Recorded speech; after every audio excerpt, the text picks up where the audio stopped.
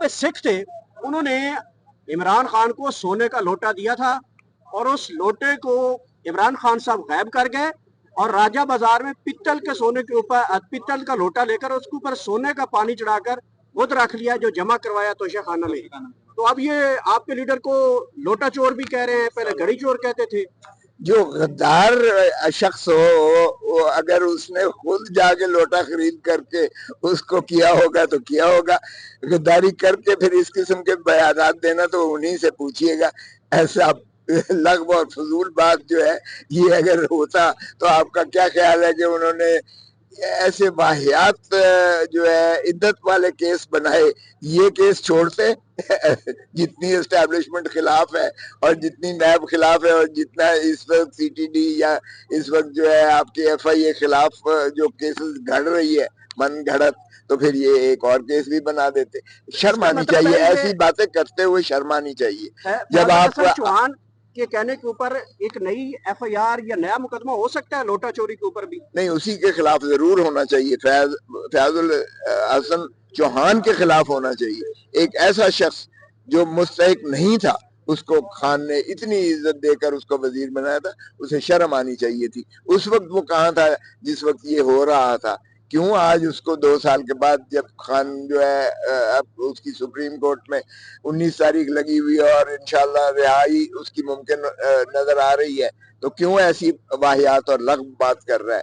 कोई शख्स ऐसी बात मान सकता है कि 2-2.5 साल जो शख्स खामोश रहा हो, 3 साल, उसके बाद जो है उसकी जबान चलनी शुरू हो गई हो, तो उसकी क्या भुकत होती है? तो मैं इस पर ज्यादा और कोई बात से जो है वो और इलेक्शन कमीशन की जानिब से मुख्तलिफ आपके पार्लियामेंटेरियंस को नाअहलियों का सामना करना पड़ रहा है, जिसके ऊपर भी मुकदमा है उसे सजा सुनाएंगे और जो है वो डिसीट हो जाएगा।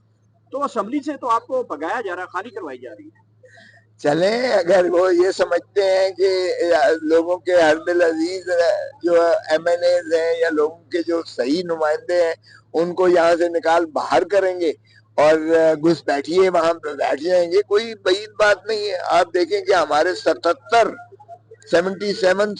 हमारी मखसूस नशिस्तें जो मस्तूरात की थी और जो अकलियती थे वो बंदर बांट करके इनको दे दिए। और अगर हमारे बाकी भी अगर 10-20 निकाल के और उसमें भी जो है जैली बंदों को बिठा देते हैं, तो फिर चलें। इस तरह अगर करना ये समझते हैं कि इससे मजबूत हो जाएंगे, तो ये गलत फहमी में इस तरह के बारे में खबरें गर्दिश कर रही हैं कि नए वजीर आजम की तैयारियां की जा रही हैं।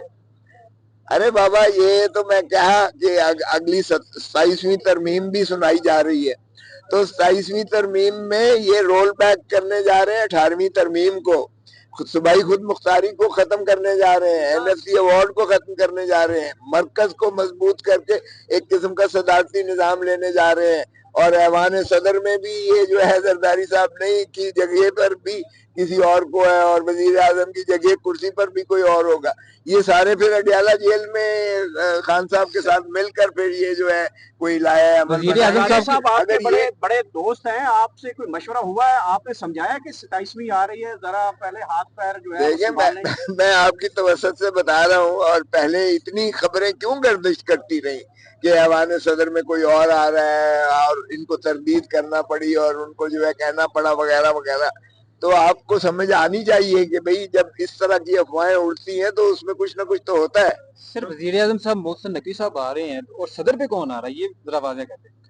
सदर पे देखें, जाहिर है कि उनका जो है गाड़ी उनकी जाने नहीं दी गई है वहाँ व्हाइट हाउस में अमेरिका में, क्योंकि वो गाड़ी सिर्फ सदर की ही जा सकती है। सो इसी तरह जब जनरल परवेज मुशर्रफ को भी उन्होंने कहा था कि भाई चीफ एग्जीक्यूटिव से काम नहीं बनता है, अगर तारड़ साहब सदर हैं तो फिर उन्हीं को वो प्रोटोकॉल मिलेगा। तो ये तो कोई नई बात तो है नहीं, हमेशा जो है आर्मी चीफ ने अपना जो है उसको फारिग करके वजीर आजम को और या सदर को फारिग करके तो आप खुद उस पे चले जाते हैं, कोई नई बात पहली दफा तो नहीं होगा। नवाज